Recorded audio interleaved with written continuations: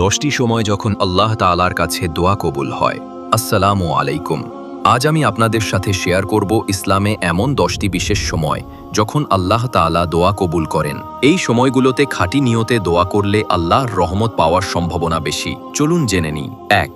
রাতের শেষ প্রহর, তাহাজ্জুদের সময়। রাতের শেষ তৃতীয়াংশে যখন সবাই ঘুমিয়ে থাকে, আল্লাহ তাআলা দুনিয়ার আকাশে নেমে আসেন এবং বলেন, কে আমাকে ডাকছে? আমি তার ডাকে সাড়া দেব। সহিহ বুখারী। তাই তাহাজ্জুদের সময় দোয়া করা অত্যন্ত ফজিলতপূর্ণ। 2. ফরজ নামাজের পর। ফরজ নামাজ শেষ করার পর বান্দার হৃদয় আল্লাহর কাছে থাকে। এ সময় দুহাত তুলে দোয়া করলে তা কবুল হওয়ার সম্ভাবনা বেশি। রাসূলুল্লাহ সাল্লাল্লাহু আলাইহি ওয়াসাল্লাম নিজেও এ সময় দোয়া করতেন। তিরমিজি। 3. জুমার দিনের বিশেষ মুহূর্ত। জুমার দিনে বিশেষ করে আসর থেকে মাগরিবের মধ্যে একটি বিশেষ সময় আছে যখন দোয়া কবুল হয়। রাসূলুল্লাহ সাল্লাল্লাহু আলাইহি ওয়াসাল্লাম বলেছেন, এই দিন যে ক্ষমা চায় আল্লাহ তাকে ক্ষমা করেন। মুসনাদ আহমদ। 5. রোজার সময় ও ইফতারের সময় রোজাদারের দোয়া আল্লাহ ফিরিয়ে দেন না। বিশেষ করে ইফতারের মুহূর্তে দোয়া করা অত্যন্ত ফজিলতপূর্ণ। রাসূলুল্লাহ সাল্লাল্লাহু আলাইহি ওয়াসাল্লাম বলেছেন, রোজাদারের দোয়া কবুল হয়। ইবনে মাজাহ। 6. সেজদার সময়।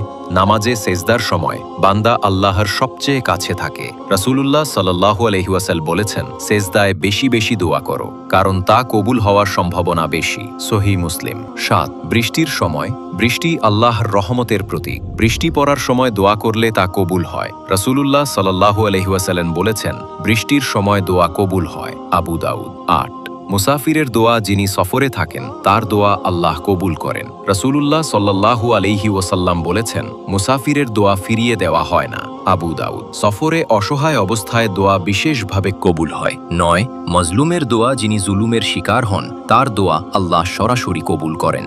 রাসূলুল্লাহ সাল্লাল্লাহু আলাইহি ওয়াসাল্লাম বলেছেন, মজলুমের দোয়া আল্লাহর কাছে পৌঁছে যায়, এমনকি সে পাপী হলেও। তিরমিজি। 10.